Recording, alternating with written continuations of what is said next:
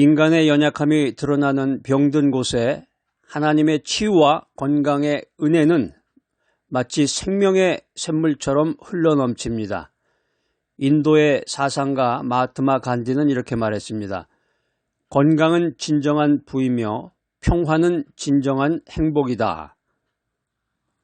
육체의 질병뿐만 아니라 마음의 상처까지 치유하시는 하나님의 은혜는 우리 인생에 진정한 건강과 평화를 가져다 줍니다.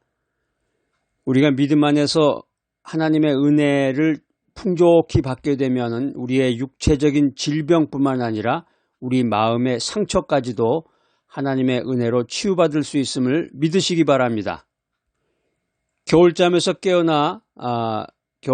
깨어나는 새 생명처럼 치유의 은혜는 우리의 삶에 활력을 불어넣고 새로운 시작을 가능하게 합니다.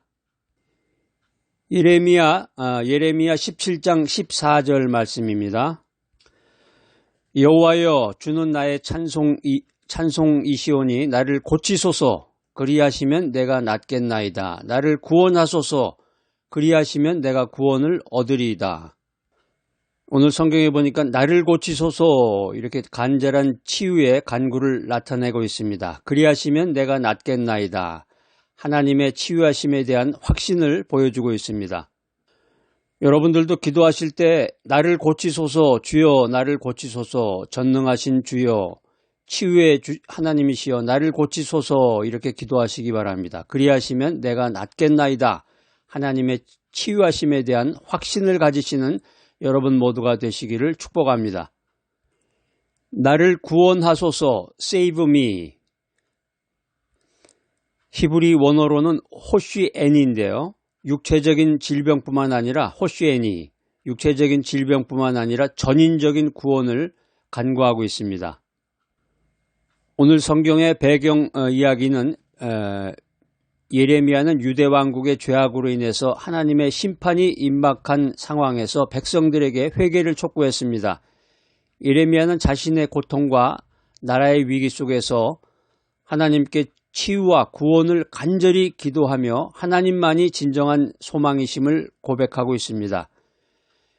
이 말씀은 절망적인 상황 속에서도 하나님께 치유와 구원을 간구하는 믿음의 중요성을 보여주는 것입니다.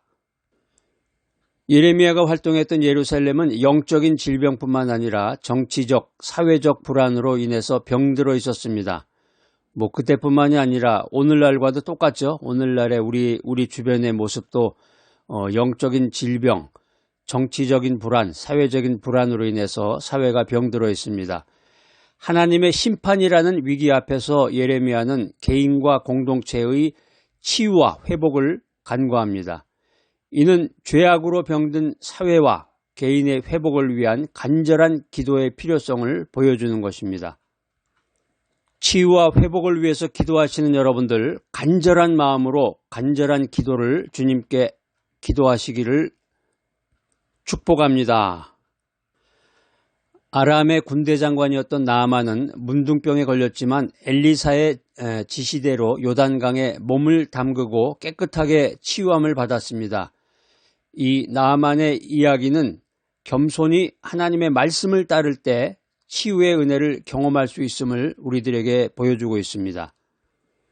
성경에 보면 12년 동안 혈루증을 앓으면서 고통받았던 여인은 예수님의 옷자락을 만짐으로써 즉시 치유함을 받았습니다. 이 여인의 이야기는 믿음으로 예수님께 나아갈 때 치유의 은혜를 경험할 수 있음을 우리들에게 보여주고 있습니다. 38년 동안 베데스다 연못 주변에서 누워있던 병자는 예수님의 말씀 한마디에 즉시 일어나서 걸어갔습니다. 그의 이야기는 절망적인 상황 속에서도 예수님의 치유의 능력을 믿는 믿음의 중요성을 우리들에게 보여주고 있습니다. 루게릭 병으로 신체적 제약을 겪었지만 과학 연구에 매진해서 우주론 분야에 큰 업적을 남긴 사람이 있습니다. 누군지 아세요?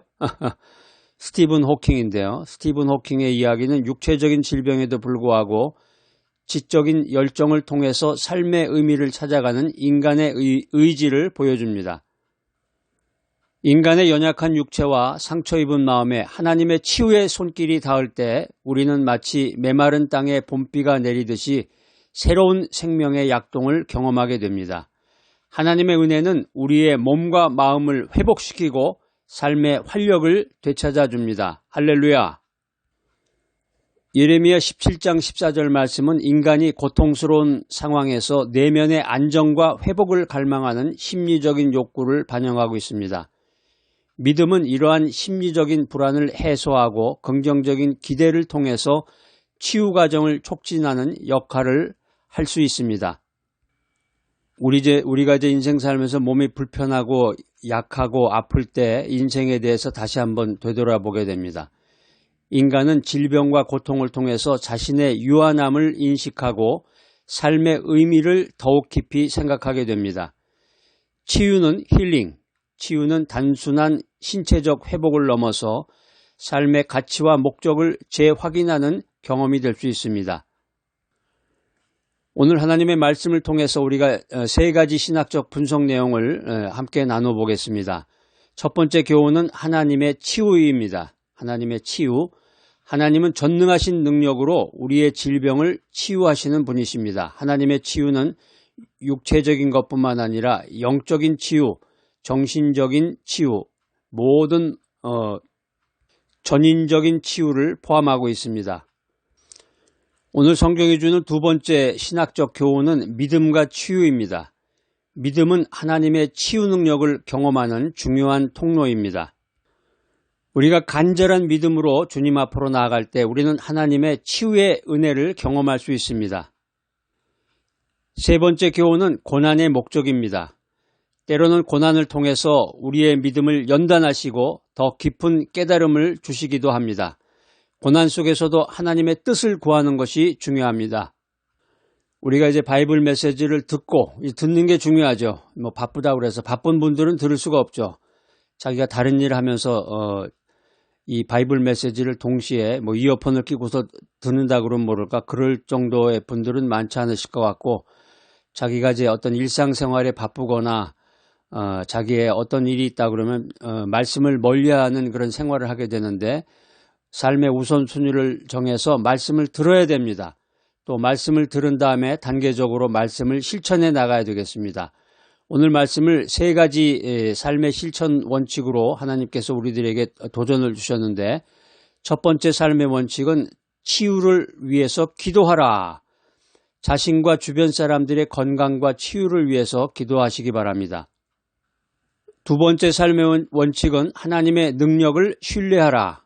하나님의 치유의 능력을 믿고 의지하며 긍정적인 마음으로 회복을 기대하시기 바랍니다. 오늘 이 바이블 메시지 들으신 여러분들 자신의 그 몸의 건강과 또 약한 부분 또 고통스러운 부분을 위해서 계속적으로 지치지 말고 계속적으로 기도하시기 바랍니다. 세 번째 삶의 원칙, 병든 자를 돌봐라. 아픔을 겪는 이들을 위로하고 격려하며 필요한 도움을 제공하시기 바랍니다. 병약한 곳에 흘러넘치는 하나님의 치유와 건강의 은혜는 우리의 삶에 새로운 활력과 소망을 불어넣습니다. 오늘 바이블 메시지 들으신 여러분들 믿음으로 하나님의 은혜를 구하며 놀라운 회복과 치유를 경험하시는 여러분 모두가 되시기를 축복합니다. 생명의 주인이시며 치료자 되시는 하나님 아버지,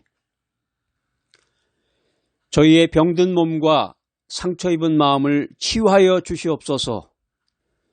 주님의 능력의 손길로 어루만져 주시고 저희에게 건강한 삶과 평안한 마음을 허락하여 주시옵소서. 저희의 믿음을 통해 주님의 치유하심을 경험하고 주님의 은혜에 감사하며 살아가게 하여 주시옵소서. 예수 그리스도의 이름으로 기도드립니다. 아멘.